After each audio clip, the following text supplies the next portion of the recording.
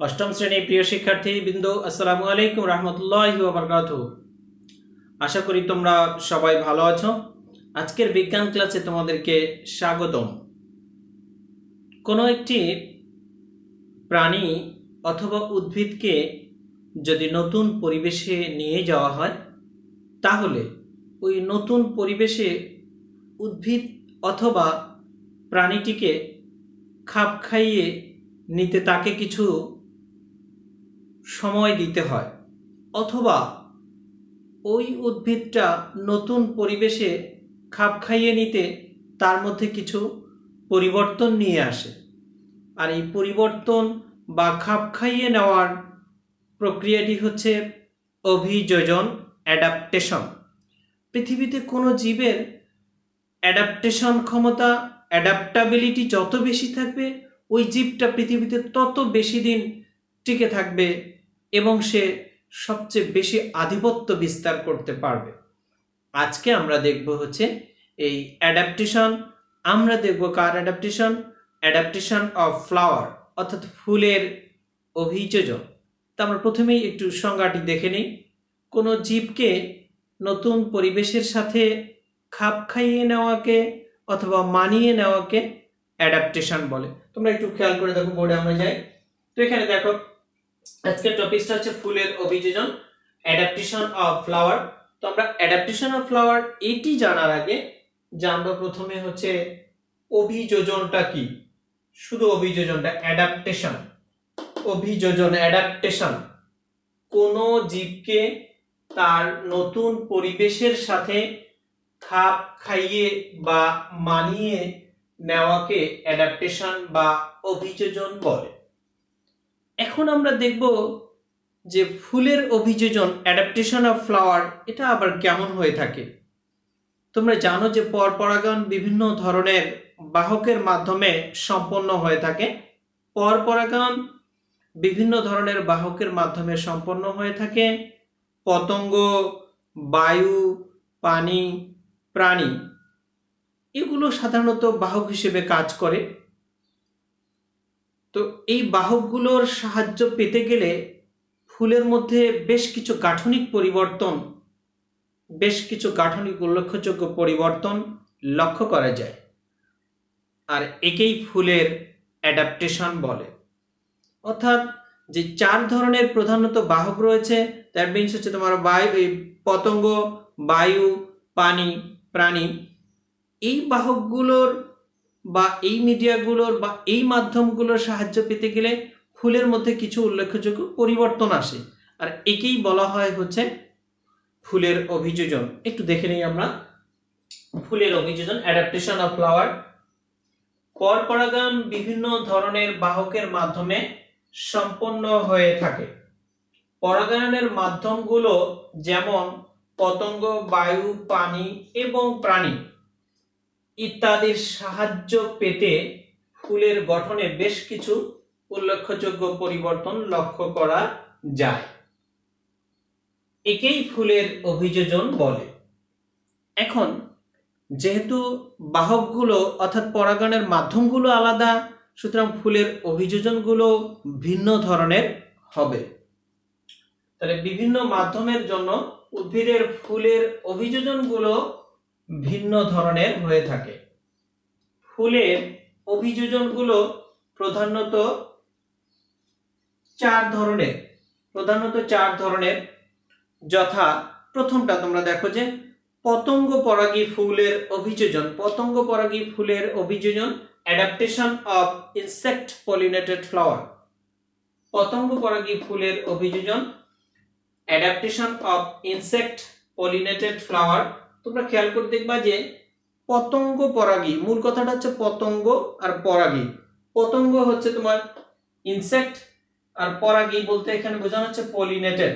সবটার ক্ষেত্রে তোমরা খেয়াল করবে ইংরেজিটা যে অ্যাডাপ্টেশন অফ আর হচ্ছে শেষে ফ্লাওয়ার, এটা প্রত্যেকটার ক্ষেত্রেই আছে, শুধু মাঝখানের একটু অংশ চেঞ্জ আছে, সামান্য একটু অংশ। বায়ু পরাগী ফুলের অভিযোজন, adaptation of wind pollinated flower, বায়ু পরাগী ফুলের অভিযোজন। পানি পরাগী ফুলের অভিযোজন, adaptation of water pollinated flower. তারপরে হচ্ছে তোমার প্রাণী পরাগী ফুলের অভিযোজন, প্রাণী পরাগী ফুলের অভিযোজন, adaptation of animal pollinated flower, অর্থাৎ আমরা দেখলাম এই 4 ধরনের ফুলের অভিযোজন। এখন প্রথমটা আমরা একটু শুরু করতে চাই। প্রথমটা হচ্ছে তোমার পতঙ্গ পরাগী ফুলের অভিযোজন। পতঙ্গ পরাগী ফুলের অভিযোজন, পতঙ্গ পরাগী ফুলের অভিযোজন।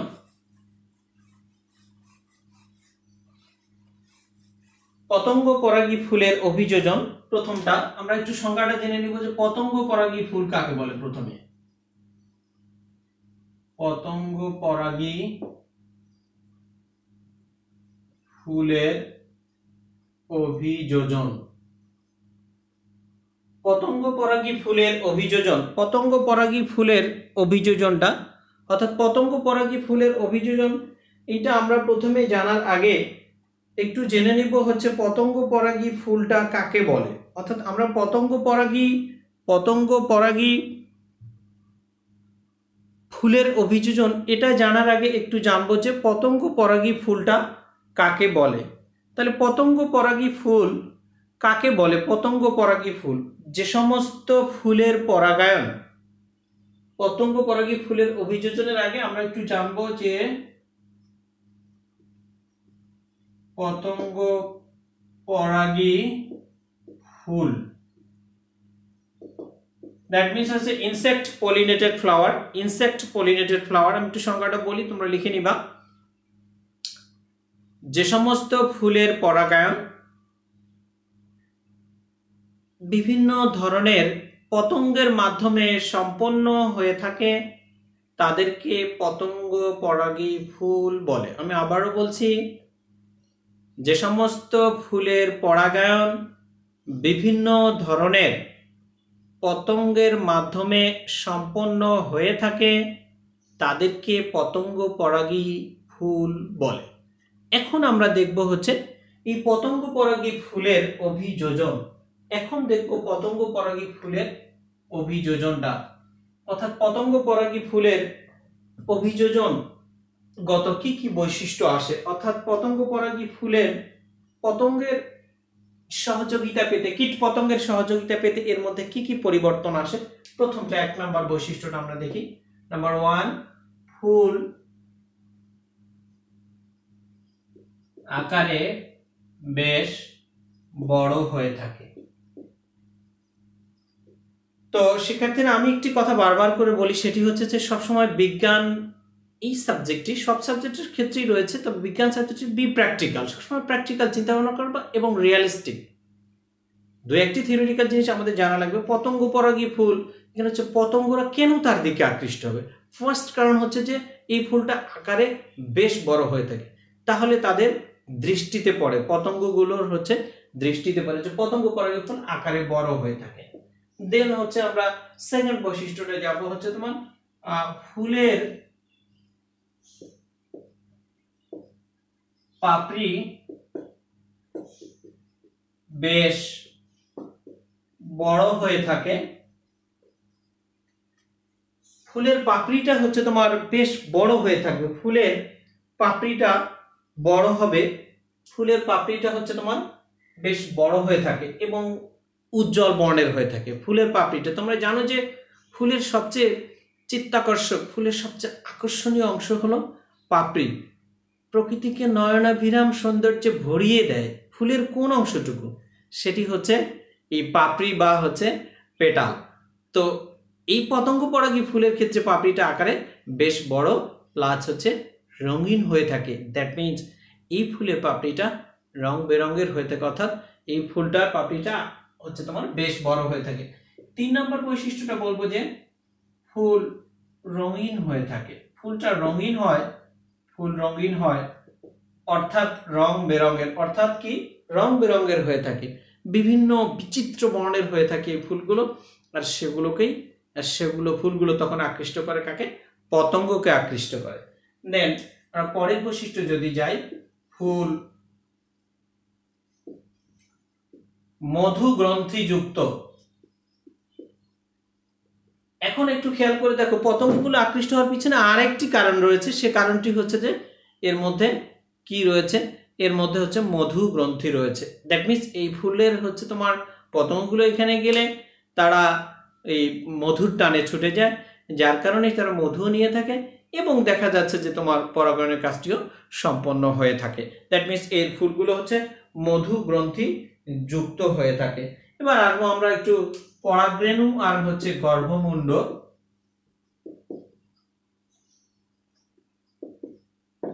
পরাগরেণু এবং গর্ভমুণ্ড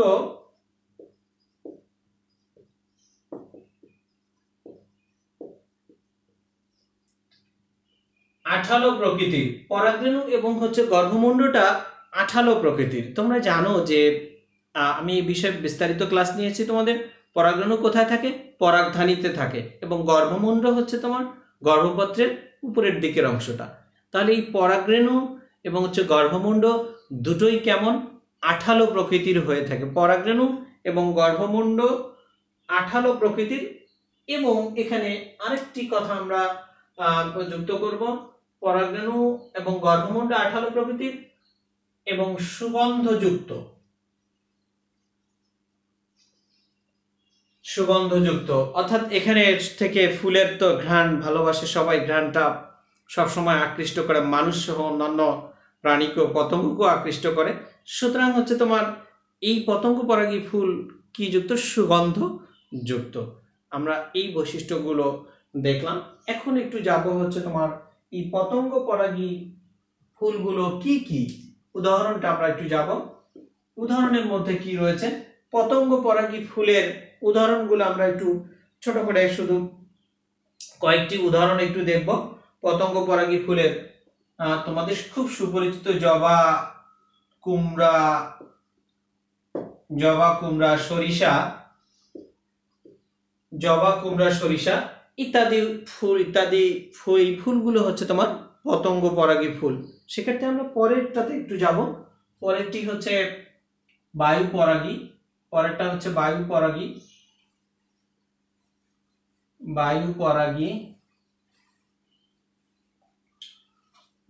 পরাগী ফুলের অভিযোজন।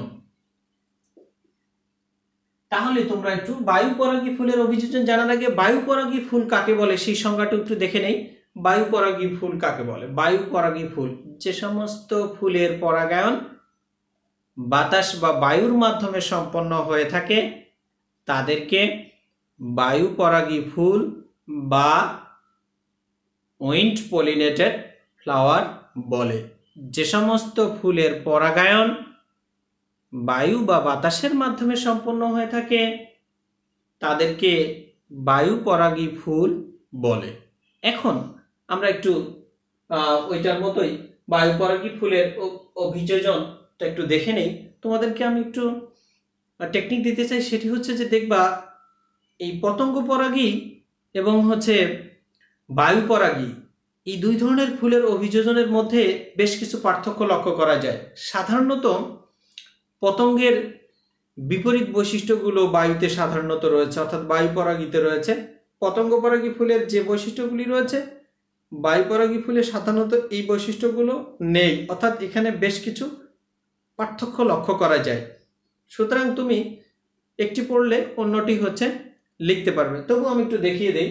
1 নম্বর প্রথম বৈশিষ্ট্যটা বায়ু পরাগী ফুলটা কেমন হয়ে থাকে, এবং ওখানে আমি বলেছি যে তোমার পতঙ্গ পরাগী ফুল আকারে বড়। এটা তাহলে বলেছিলাম যে তার একটু উল্টো হয়ে থাকে, সাধারণত তার বিপরীত।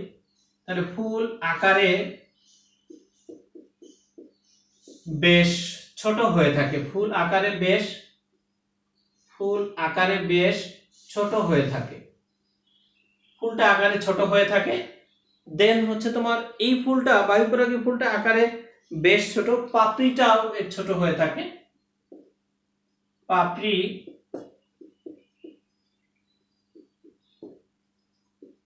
অর্থাৎ এই বায়ু পরাগী ফুলের পেটাল বা পাপড়িটাও হচ্ছে ছোট হয়ে থাকে।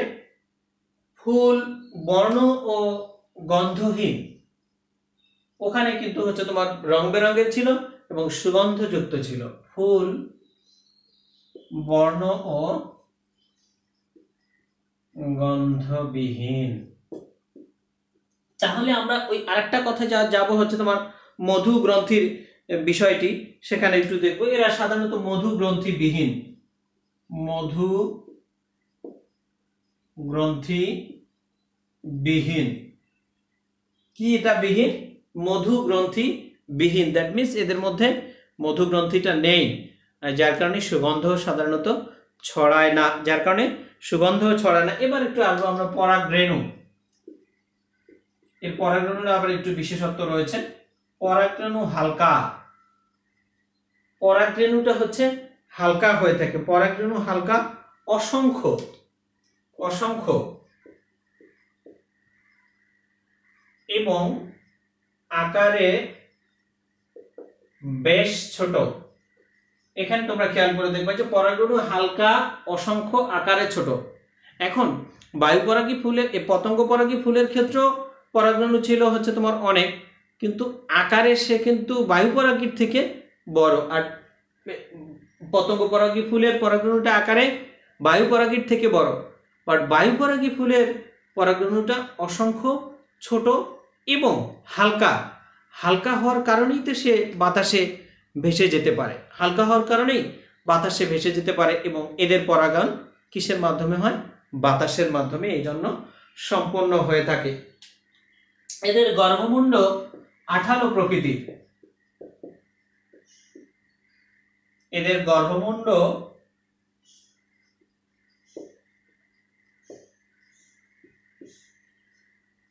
আঠালো প্রকৃতির। তোমরা খেয়াল করে দেখো যে গর্ভমুণ্ড, গর্ভপত্রের উপরের দিকে অবস্থিত অংশটিকে বলা হয় গর্ভমুণ্ড। গর্ভমুণ্ড আঠালো হওয়ার কারণে বাতাসে যখন ভেসে যায় হালকা পরাগরেণুটা, তখন গর্ভমুণ্ড আঠালো হয়, ওখানে আটকে যায়। তাহলে হচ্ছে 6 নম্বর বৈশিষ্ট্য কি? এদের গর্ভমুণ্ড আঠালো প্রকৃতির, এদের গর্ভমুণ্ড আঠালো প্রকৃতির। দেন আমরা পরেরটাতে একটু আসবো যে গর্ভমুণ্ড শাখান্বিত। সাধারণত হচ্ছে তোমার শাখান্বিত হয়ে থাকে। গর্ভমুণ্ড শাখান্বিত, কখনো পালকের ন্যায়, পাখি টাকি, তারপরে হচ্ছে তোমার মুরগি, এদের যেমন পালক, এইরকম অনেকটা পালকের ন্যায় হয়ে থাকে, এরকম পালকের ন্যায় হয়ে থাকে। অর্থাৎ এদের গর্ভমুণ্ড ব্রাঞ্চড, শাখান্বিত, কখনো পালকের ন্যায় হয়ে থাকে। আমরা একটু যদি এই পতঙ্গ পরাগী ফুল কি কি রয়েছে সেগুলো আমরা একটু দেখে নিই। ধান, গম, ভুট্টা, ধান, গম, ভুট্টা, জব, দ্যাট মিন যেটাকে তোমরা বার্লি বলে থাকো। ধান, গম, ভুট্টা, জব, ধান, গম, ভুট্টা, জব। আর এই যে রাই রয়েছে, রাই, এদের পরাগায়ন হচ্ছে তোমার কার মাধ্যমে হয়ে থাকে? বায়ুর মাধ্যমে সম্পন্ন হয়ে থাকে। তাহলে কি কি রয়েছে? ধান, গম, ভুট্টা, জব, রাই, এদের পরাগায়ন হচ্ছে বায়ুর মাধ্যমে সম্পন্ন হয়ে থাকে। শিক্ষার্থীরা, আজকে আমরা দেখলাম হচ্ছে ফুলের দুই ধরনের ফুলের অভিযোজনগত বৈশিষ্ট্য বা ফুলের অভিযোজন দেখলাম দুটো। একটি হচ্ছে তোমার পতঙ্গ পরাগী, আর একটা হচ্ছে বায়ু পরাগী। নেক্সট আর রয়েছে দুটি, একটি পানি পরাগী আর একটি প্রাণী পরাগী। ইনশাআল্লাহ নেক্সট ক্লাসে আমি তোমাদেরকে পানি এবং হচ্ছে প্রাণী পরাগী নিয়ে আলোচনা করব। আনটিল দেন, এভরিবডি যেখানেই থাকো, যে অবস্থাতেই থাকো, সুস্থ থাকো, সুন্দর থাকো এবং পড়াশোনার সাথে থাকো।